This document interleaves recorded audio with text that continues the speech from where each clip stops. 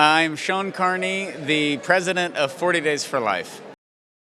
40 Days for Life is a simple campaign focused at the local level of 40 days of prayer and fasting with the intention to end abortion, 40 days of community outreach, raising awareness about the reality of abortion in a community, and 40 days of a nonstop peaceful vigil outside of where the abortions are actually done. And so we focus on the local level, which is one of the reasons why 40 Days for Life has gone to 715 cities in 44 different countries over just the last 10 years. And London and the United Kingdom have played a key role in launching 40 Days for Life to other countries around the globe. And so it was a tremendous blessing to be here today.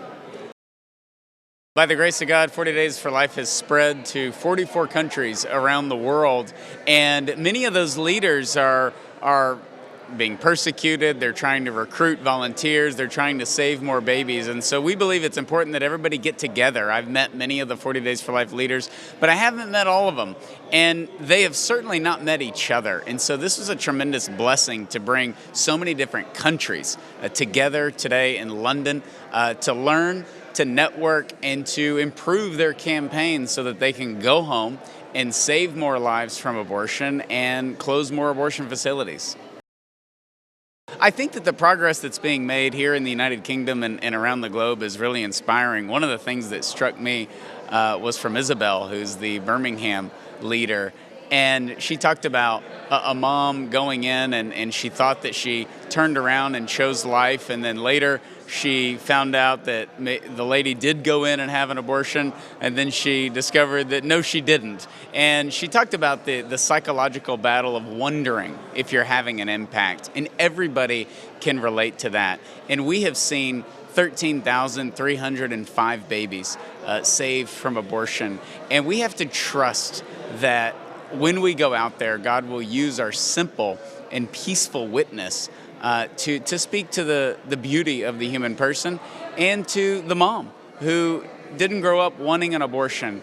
And her testimony of that, Isabel's today, was very powerful and very beautiful. In the United States, there's never been more momentum in the pro-life movement than there is today. Despite nearly 45 years of legalized abortion, it's not a settled issue by any means. Planned Parenthood, our largest abortion operator in America, their brand is at an all-time low. They are now on the brink of losing $500 million of tax funding, and no one trusts them. Their donations are down, the abortions are down, and yet the pro-life movement is growing. Our pregnancy resource centers outnumber abortion providers in the United States 5-1. We have seen 40 Days for Life cover all 50 states in the last 10 years, and we have a robust prayer presence outside many of the abortion providers throughout the entire country. And, 40 Days for Life is an example of the entire pro-life movement in the USA, in that the world comes knocking and wants to do what we're doing in America around the world. And the pro-life movement is not an American thing.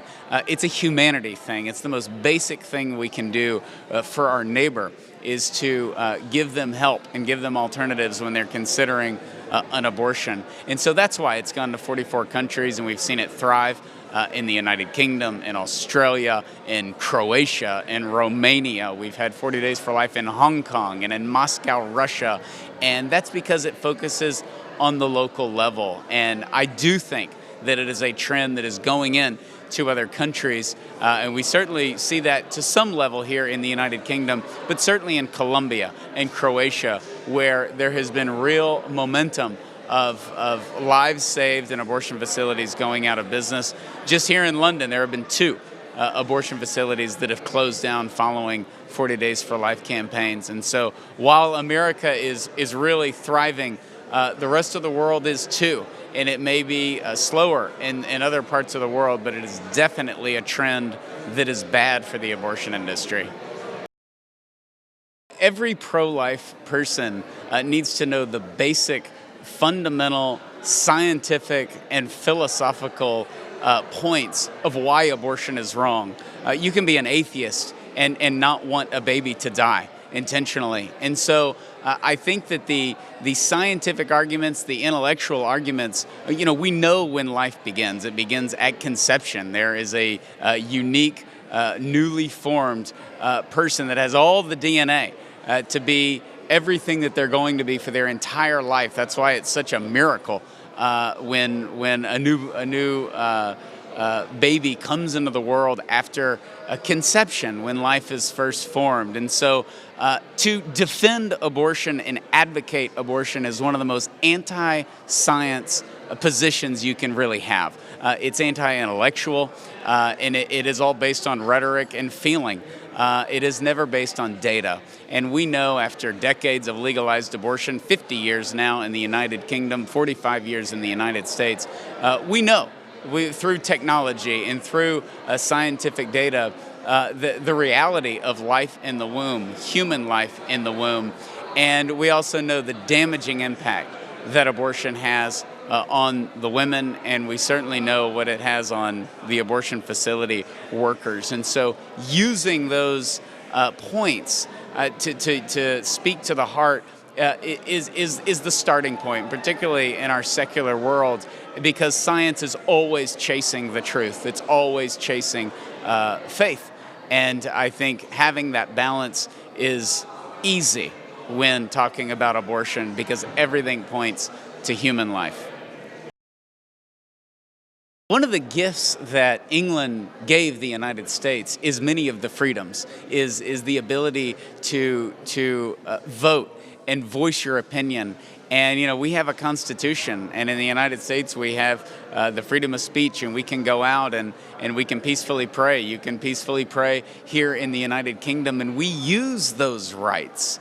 And whether people agree with us or not, it is a very patriotic thing to do, to go out and to peacefully pray for an end to abortion. You are using the rights that so many, whether you agree with it or not, have given their lives for us to have. And I think opinion in the public square is something that England and the United States offer the rest of the world. And there are parts of the world where that is simply not tolerated. And we should celebrate, despite what is being said, we should celebrate the fact that it can be said. And from our position, it is influential, because nobody grows up wanting an abortion. Nobody grows up wanting to go in there. And the women that go in and have abortions, they're not angry that it's a prayer vigil. They're glad that somebody is out there for them, particularly the ones that turn around.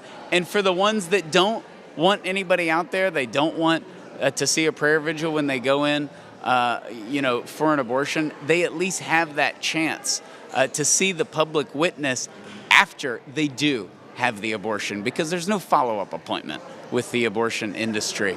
Once you have one at a Marie Stopes, they're done with you. And yet the pro-life community is still there for you. If you want healing or you want options, and I've had so many women 10, 20, 30 years after their abortion come back and say, I didn't think that I wanted you there that day, but I wish I would have turned around. And now I want to find healing, because I think about my abortion every single day. That happens all the time. And so to condemn people going out and exercising those rights is a misunderstanding of freedom and a misunderstanding of democracy. Get involved. Go to 40daysforlife.com and sign up for the email list. The email list is always the first to hear about things. We've got some big announcements coming up for the fall campaign. You can go to 40daysforlife.com and see where your closest 40 Days for Life campaign is. That starts on September the 27th. So sign up for the emails, and also sign up for the podcasts that are available on iTunes. It's the 40 Days for Life podcast. It's a weekly pro-life podcast, and you can download that for free on iTunes. Those are the best ways to start, because that helps you discern what role, if any, you'll have in standing up against this great injustice that dehumanizes the most sacred and the most vulnerable among us. Hello, I'm Julia from Romania. Hi, I'm Dan from Romania. We're actually getting ready to launch the 5th campaign in Cluj-Napoca, our city, and we're glad to be here and just introduce 7 of our volunteers from different cities to the crowd here, the International 40 Days Leaders. So we're hoping the 40 Days for Life movement can grow beyond the initial 6 cities that have participated so far. So we're really excited that we can sort of pick people's brains and take back all this knowledge and energy back home and see 40 Days grow in Romania as well. For us, it was a big step forward as we didn't really have a pro-life movement in Romania. Activism is not really in the culture, so the 40 Days for Life campaign was really a platform on which we were able to present opportunities to churches and youth to get involved and do something for the unborn. And I think the greatest and joy has been obviously the 2 babies that have been saved, but also the fact that Protestants, Orthodox, and Catholic Christians have all gotten together and prayed during the campaigns in the past 2 years. So we've had campaigns in 6 different cities so far, and just the tremendous, the buildup of the movement itself, it has been really the springboard for it. I think there's a lot to hope for, but maybe one of the main things that we're hopeful for is to see Christians united. I think there's this sort of sleeping giant, and in Romania it's really the majority of the country are Christians, different denominations, but I think if the churches unite around these fundamental issues of life and marriage, then I think the country can change. And what gives me hope is that we've seen the church unite, and we've seen things happening that have never really happened before. Bishops and priests and pastors praying together in the streets. So this gives me hope. And the second thing that gives me hope is the fact that we have such a young team. There's really young people getting involved in this movement. So that gives me hope. Well, I think one of the things that was most encouraging for us is we, as a culture, as a society, we didn't know what the reaction would be to this kind of a campaign. Like I said, in Romania, people do not speak out. It was 40 years of communism, of not being allowed to speak out and, even address the idea of human rights. So when we started this, we were very apprehensive, and it was such a surprise to see how many people supported us, how many people were so proud of these young people in the street.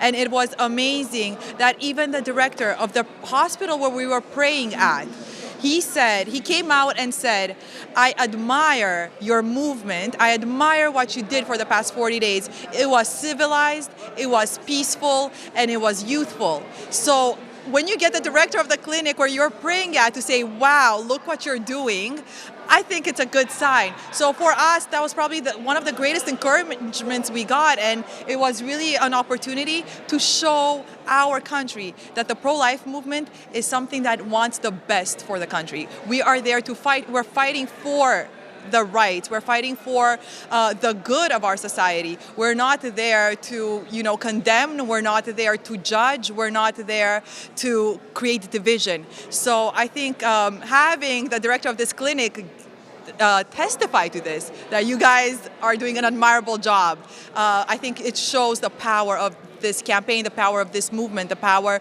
of the pro-life action itself. Hello, I'm Chris Redding, and I'm involved with the Leading 40 Days for Life in Leeds, outside the Mary Stopes Abortion Centre there. There has been a prayerful presence outside Mary Stopes in Leeds for many years. We have maybe about 30 people involved over the period of the 40 Days for Life. We do it for 12 hours a day, and a handful cover the majority of the hours, but we do have a variety of people coming, and we have a lot of different things happening, people being supportive and people not so supportive as they go by and chat to us. There's interactions with the people going into the centre, and also with the staff. Quite a few of the staff, generally staff are friendly. One's offered me a cup of tea, and so that's our campaign in Leeds. Just to relate one incident that happened when I was out there one morning. A man passed by and he stopped and he said a few years back he was a taxi driver, and he was bringing past a woman in the taxi, and the woman pointed out the Mary Stopes Centre and said, "That's an abortion place." And she said she was going there to have an abortion, but she saw some people praying outside, and she may even have spoken to them, and she decided to keep her baby. And the taxi driver had said to her, "Well, what do you think of him or her now?" And she said, "I love him to bits." So it's just one little story. There's many stories of God working through people standing there praying and trusting in God. My name is John Edwards, and I'm here representing the UK, Nottingham. Like a lot of people in this sort of area, I'm a member of other pro-life groups. What strikes me as distinctive about 40 Days for Life is that it's an acknowledgement that all our efforts, no matter how hard we try, are wasted without God behind us. And the idea that by prayer we can make a difference is so powerful to me, and that's why I think we've been able to run 2 campaigns, because other people see the strength of that key idea as well. Every day in a 40 Days for Life campaign is rich in interactions. Sometimes not positive interactions. We've had a lot of opposition in Nottingham from student-type groups who don't want us there. Hospital don't want us there either. We're outside a big hospital, and it is a place of conflict. But we've decided that actually is not necessarily a bad thing, because when we interact with these people who are very strongly pro-choice, pro-abortion, we have conversations which are very meaningful and interactions which are very meaningful. And I mean, there are so many occasions where we've had conversations, arguments, discussions, and they've gone away and you've thought, I've been able to give an interesting idea there. On one occasion, I was standing there in the rain by myself, praying outside the hospital. And I thought, I'm okay to be by myself. It's not a problem, really. But it doesn't look great, and there were cars going past with people going to the hospital. They probably think he's a religious nutcase. If there's one person, you can dismiss them more easily than if there are 2. And so I simply prayed. I thought, well, ask God to send you somebody. So I said, God, if it's your will, I'll stay here by myself for as long as you want, but it would be nice if there was a second person. And within 10 minutes, there were 2 more people with me. And that's happened so often. Well, the idea of prayer, I think, God is with us. Without God, we won't get anywhere. With God, we can achieve anything. It seems to me to be really the front line of the battle for the family in our society, and I'm more than happy to be there. It's not easy to be there, but when I'm on the front line, I think this is important, and this is meaningful for my children and for other people's children and other people's lives. And every minute that I spend with colleagues on the front line is a powerful experience. Hi, my name is Daniel Coater-Davis, and I'm from Surrey, just south of London. What gives me hope is just being involved, and the more you're involved, the more you just hear amazing things, so just be involved. Yeah. 40 Days for Life has got such strong foundations, basically prayer and fasting. I actually teach Islam as well as a teacher, and one of the interesting things in Islam as well is that prayer and fasting are the pillars of the religion. So it's one of the things I've tried to do in my work in 40 Days for Life is appeal to the Islamic community as well, because they pray and fast more than the Christians. Actually, they do. During Ramadan, they don't eat at all.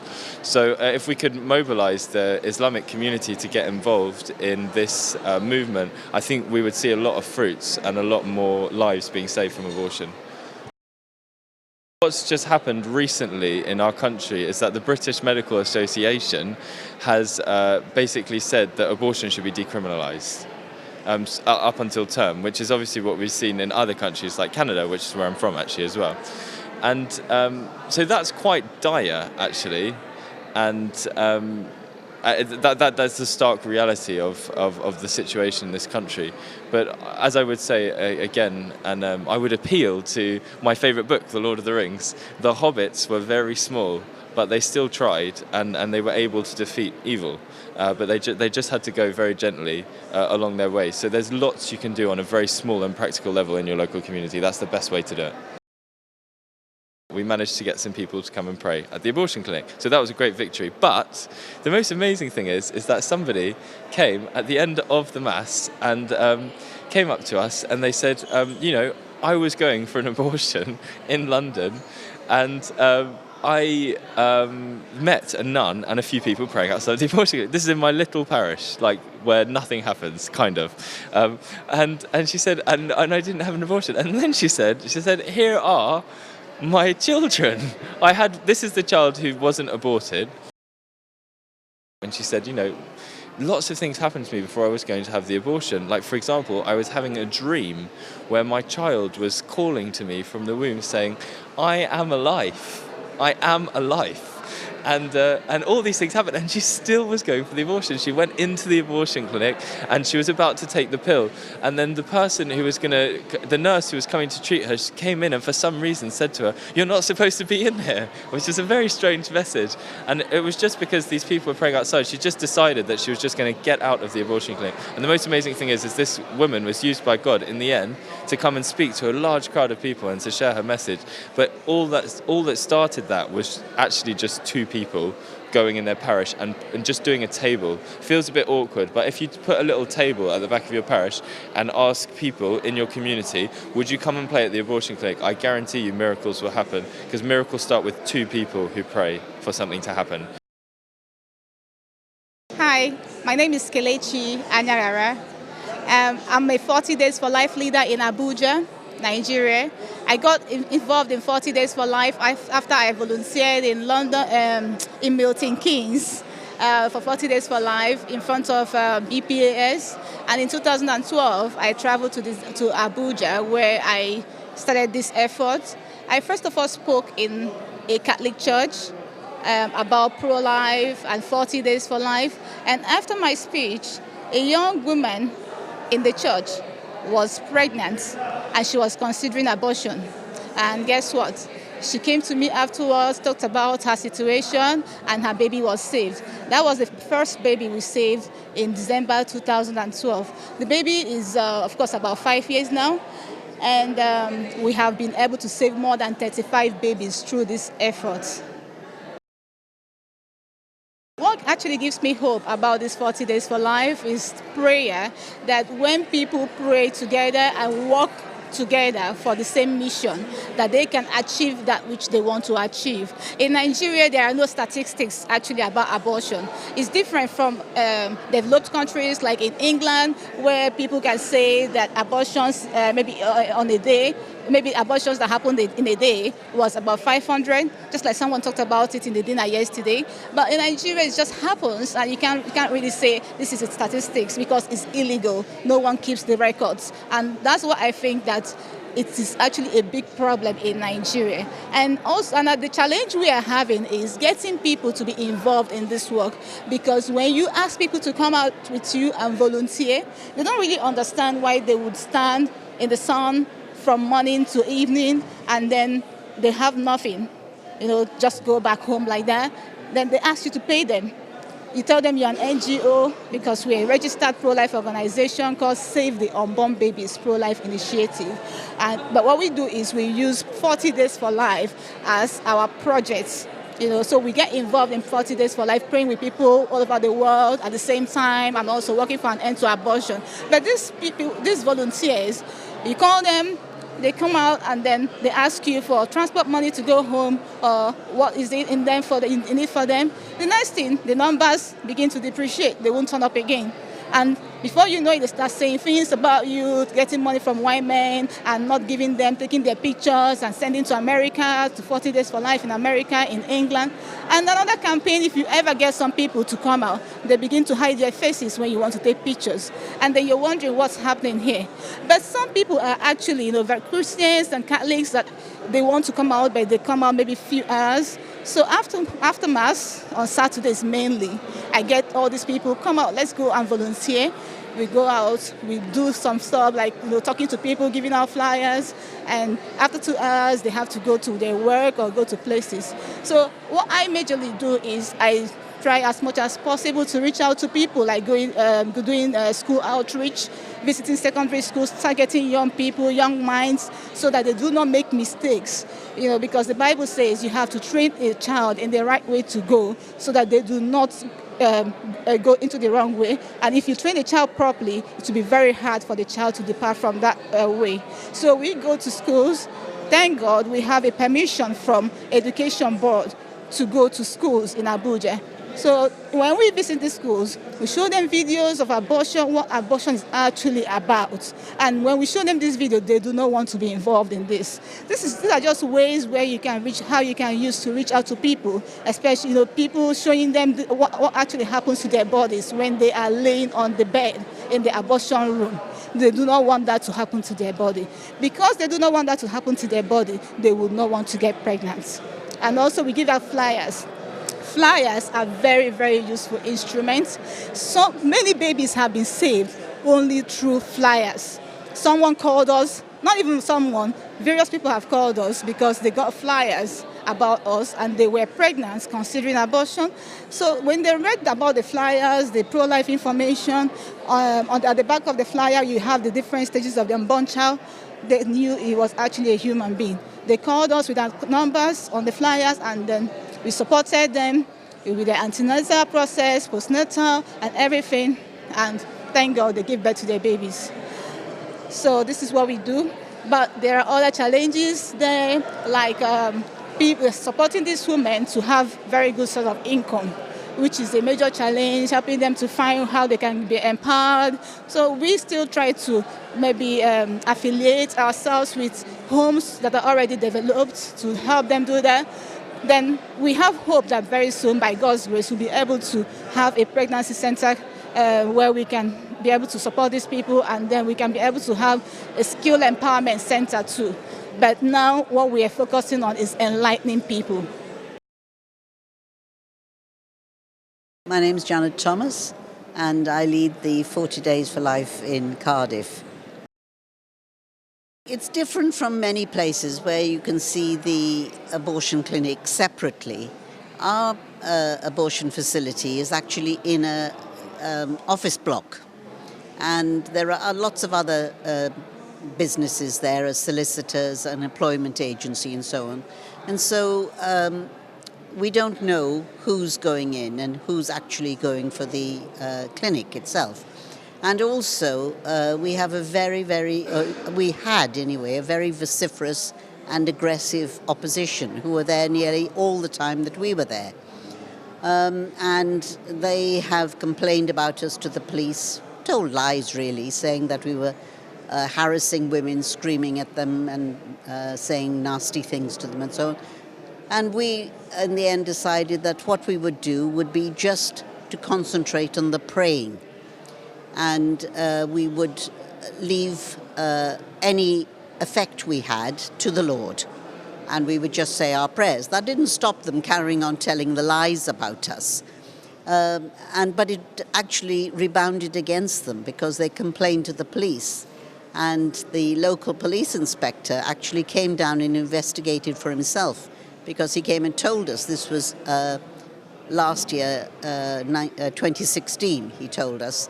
He'd come and checked up on what we were doing, and he said, whenever I come down, different times of the week, different times of the day, he said, you are always doing what you say you're doing, you are praying.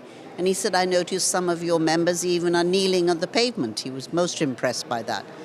And as a result of that, this year, we actually had a police presence on the street guarding us from the worst of the opposition. So they got rather bored because they were allowed to stand on the other side of the road, but they weren't allowed to come and attack us and so on. But the most memorable thing that happened 3 years ago now, it had been a really chaotic vigil. The man who was holding the banner had been mugged, and he had stolen our banners and thrown them into the river. And very few people turned up, and all in all, it hadn't been what you might say a success. And I hadn't been very well either myself, so I hadn't been there as often. But anyway, he asked me if I would do the last week of the vigil, because he was Polish and he was going home. He had a good deal on the plane. So anyway, we were standing there, and we were always being harassed by the opposition. Shame on you and you're vile people and things like that. They didn't actually attack us, but there weren't many of us to attack anyway. And this was the last Saturday. It was raining. There were 3 of us, and one of us was not a Christian, so he was just holding the banner, and just 2 of us were praying. And I was thinking to myself, what good are we doing? Because the clinic wasn't open, so there was nobody to influence. We were just standing there, and I thought to myself, I think maybe I won't turn up tomorrow. Very few people will come, and so that's what I thought to myself. And just at that moment, one of the women who was attacking us said, she was telling us why we should be ashamed of ourselves. And she said, and these are her words, seared on my brain, "Your very presence on the street," she said, "is causing women to ring up and cancel their appointments. And girls are crying in the lifts and running away and not having their abortions." And I thought, is that a message from God telling us that though we think that what we're doing is a waste of time, actually we have saved some lives? And so this year we have decided that it's not for us to decide whether we have saved any lives, whether we have deterred any people. That's not our business. Our business is to be there being a witness, hoping that what we are doing will deter some women, and God will see to it that he does. And anyway, we've also helped women who have had abortions, and they come and they are suffering. And so we are able to help them and put them in touch with people who will counsel them. And we think that that is worth doing, and we are a witness. And people stopped by, and we had this most wonderful preacher from Cameroon, actually. And my husband and I did voluntary service in Cameroon, and we got married there. And so when we met him, we were able to speak about where he came from. And he was a wonderful man. And he kept saying he was going to come, but then he didn't come until the last day of the vigil this year in 2017. And when he came, he preached. Have you ever heard a street preacher? His voice was louder than the megaphone of the other side.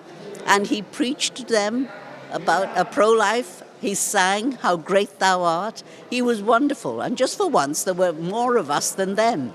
And everybody said it was a wonderful end to the vigil, and they felt that they'd been at a party. And so I think it gave us hope, and that maybe this year, or this coming year, when we do it again, that we'll have people who will come having heard that we, had a good time. Because funnily enough, people don't like to come and be shouted at. But now we've got something better than that. We can, and also because of the presence on the street, we didn't have many people shouting at us this time. So all in all, things are looking up in Cardiff. My name is Maureen Aduba from Green Orchid Pro-Life and Human Development Initiative, Jos, Nigeria.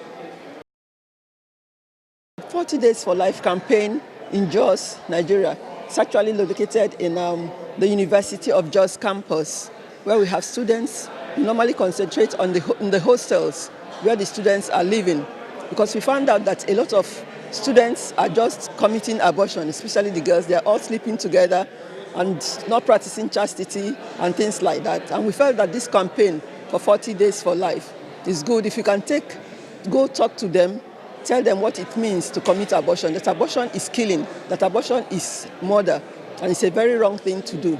So we go there, speak to them through advocacy programs, through prayer, fasting, and then at times we talk to them, showing them our leaflets concerning what abortion entails.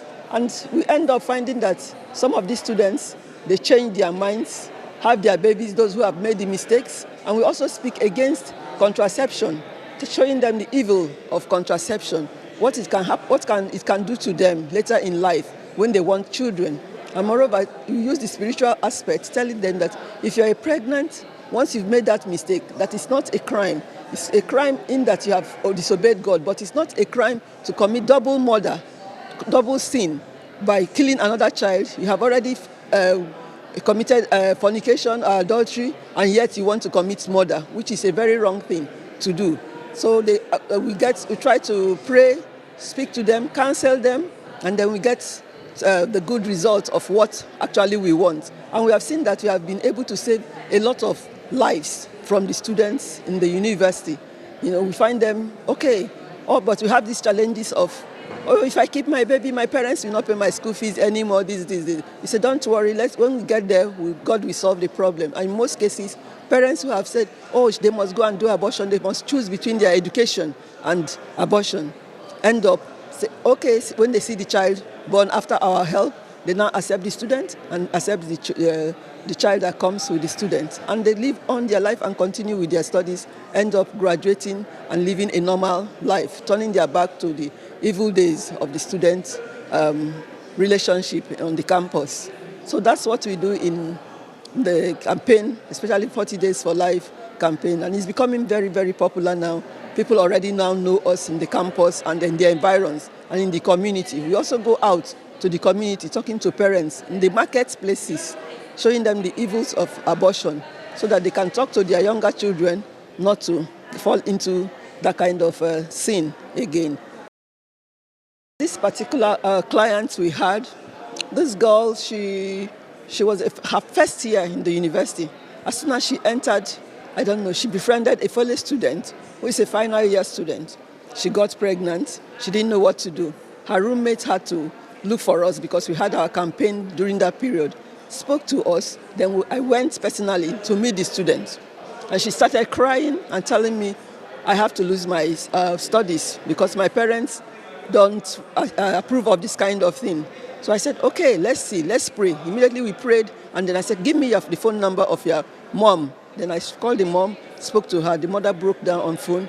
We talked. But at the end of it, the father said no.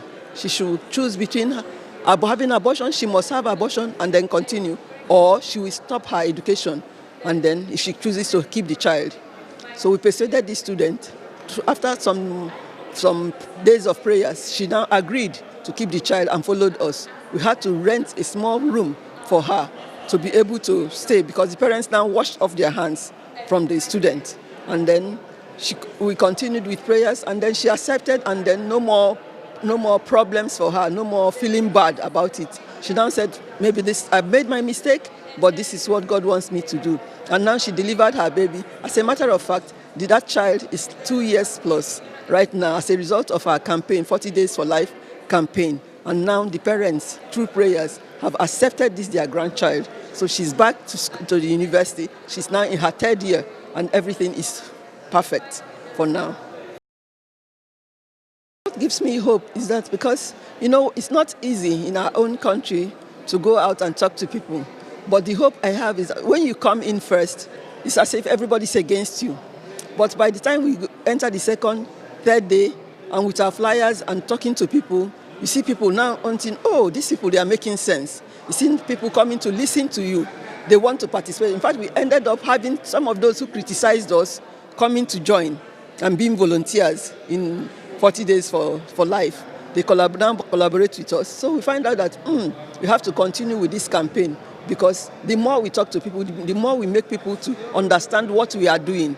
They want to join 40 Days for Life campaign. As a matter of fact, they are already asking us, when are we going to have the next campaign? Because they've now seen what we are doing. That is something good because in African culture, African culture does not approve of abortion, actually. So they see that this thing makes sense, that this campaign is what we really want as Africans. Hello, my name is James Pennington, the Reverend James Pennington. I'm a Church of England vicar, currently as a curate in Nailsea near Bristol. I've always thought that abortion was a terrible, terrible thing. And, even if someone argues that it might be necessary in some cases, it's always a tragedy. And I think it stopped being an opinion and you begin to think this is not something that can just exist as an opinion. I think that's wrong. I began to be more and more convicted that I need to be part of the solution to try and change the situation, that we value our unborn children completely differently to the way we do now. And so I began to dig into various organisations, and I have a friend, Ed, who is in Labour Life. I came across 40 Days for Life, and I thought, wow, that's fantastic. What you hear about people from the media about people who stand outside abortion clinics is that they're all going to be horrible and haranguing and so forth. The reality is very, very different. There is lots of haranguing, and I've experienced it. It's not from the pro-life people. Unfortunately, it's from some people who find our presence and our opinions very threatening, and that's unfortunate. I've always believed in dialogue, so I try and dialogue with people when I can, particularly those with opposing views. It's interesting, actually. I think 40 Days for Life is ecumenical, but it is broadly Roman Catholic. And some people ask me, where did you hear about it from? As though it's almost a surprise. How does a Church in England vicar know about this? And I think that's a fair point, because there are so very few of us involved. And my passion is to change that. There are friends of mine in Church of England ministry who are seriously distressed about abortion and want to change the situation. And I want to join with them and with everybody, Christians, Catholics, even, anybody, to come and be part of a new way of thinking about that. And I want the Church of England to engage more in this. I want to encourage our church leaders, our bishops and so on, to be more vocal and be a bit braver and bolder. But, okay, it's easier said than done. But that's my passion, to engage us as the Church of England more with this issue. Our official policy isn't quite as pro-life as the Roman Catholic Church, but it is still strongly pro-life. But we don't talk about it very much, and I'd like to change that. Hi, I'm Jean Grace. I do a 40 Days for Life prayer vigil in Llanelli in South Wales. And this will be the 4th year that I do this campaign and lead the campaign. Well, normally a prayer vigil is held in front of an abortion clinic, but I do mine in the center of town, where it is right beside, in a little square, right beside the job center, right next to the magistrate's court, right across the street from the town hall and the county offices. I do it in town. I have a little flyer which I pass out and tells about who we are, what we're doing, and why we're doing it, which is to save lives. We hope that parents will change their mind, mothers will change their mind, and not have an abortion. A young couple who came by, and when I finished telling them about what was on the paper and what we do, why we do it, he said, "We're pregnant." And I was taken a bit by surprise, because I was surprised that a young man would come out and say, "We are pregnant." And then he told me that they had been to the hospital and they had been given this test and that test and the other test. And they were encouraged to take more tests. And he said, I said to my partner, I can see where this is going. They want to find some element that they can say to us, oh, all of these negative things are likely to happen. Why don't you just simplify your life and have an abortion? And I said to my partner, look, we have conceived this child. We'll take whatever we get. No more tests. So I've seen them since then, and they have had their baby. End of story. Well, I see, this will be the 4th year that I do the prayer vigil in Llanelli. And I have attended conferences of Society for the Protection of Unborn Children, and this is my second 40 Days for Life workshop. And I just get so much positive feedback and so excited when I see all the people that are engaged in 40 Days for Life and in pro-life work, that it just gives me confidence to, even though many hours I am sometimes on my own, but because I know that there are a lot more reinforcements, even though they may not be in my neighborhood, that there's a lot more reinforcements around the country. People, it's becoming a movement where people are much more sensitized to life. And this gives me hope. This gives me enthusiasm to charge forward and continue the fight. Hi, my name is Robert Cahoon. I'm the Director of International Campaigns for 40 Days for Life. We've just had a conference here in London. It's been a phenomenal event. 100 people have come from around 8 different countries. We've heard testimonies of how God is working in so many different places around the world through the witness of Christians publicly praying for an end to abortion where it happens in their local community. We've heard great stories just now from Romania, from Croatia, from Birmingham in the United Kingdom, and we have been equipping and empowering Christians to go and end abortion where they live. And I just want to give a huge thanks to 40 Days for Life for the wonderful campaigns that have been happening over the last 10 years with our organisation. God has blessed this work tremendously with the results beyond our wildest imagination. We've seen more than 13,000 babies saved from abortion in 10 years of ministry. And I'm really excited with what God is doing next with our movement. We're getting a lot more professional with our communication. We've just launched a magazine. We've got podcasts now. We've had webcasts for many years, communicating a pro-life message to other places in the world. And as International Director, I've travelled to 25 countries in the last 5 years to help Christians where they are, to get a local campaign started. I'm in awe of what God is doing on the local level. I'm excited with what's happening for our organisation as we grow to see what God can do in and through our volunteers. I think it's so important to bring like-minded people together who are passionate about the pro-life cause. Networking, usually at these conferences, a large part is networking and knowing that people aren't alone, seeing other people in other countries really can be mutually beneficial, to be inspired by what people are doing in other places.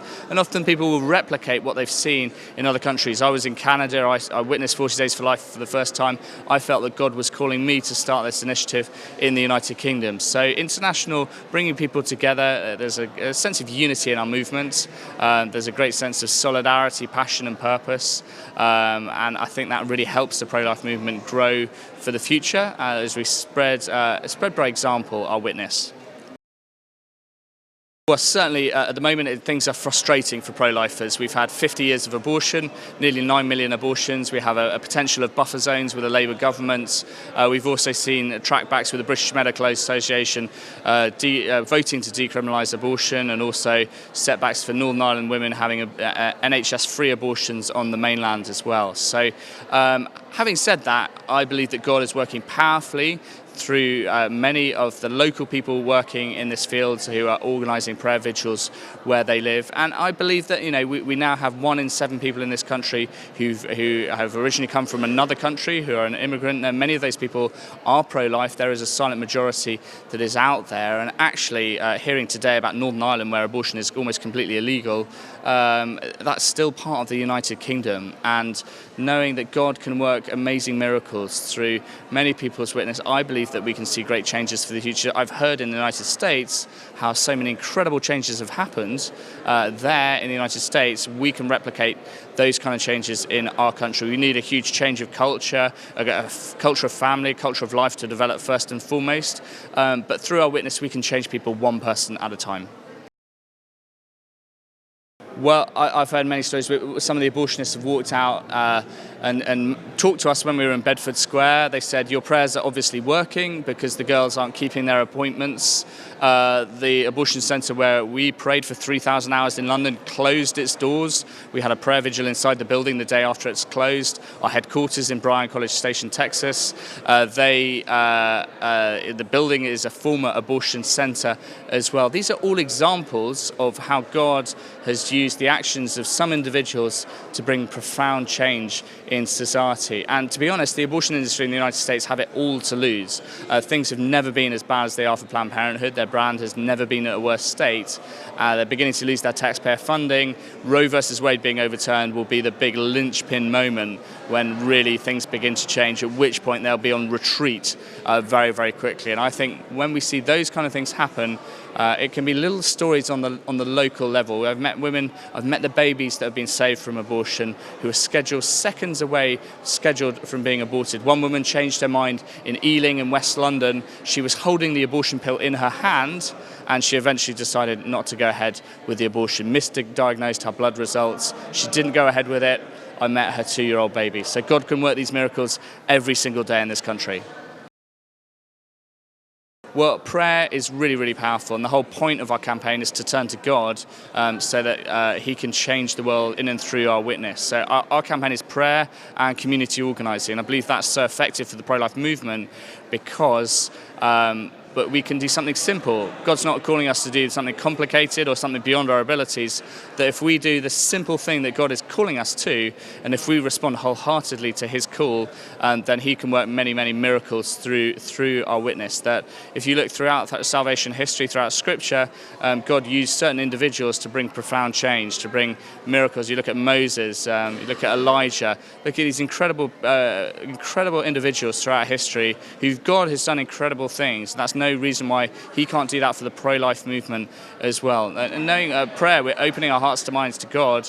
He can do way more than our wildest imaginations. If we turn to Him in humility and a spirit of repentance and sacrifice, God can do incredible things, and that's just what we've heard today at this conference.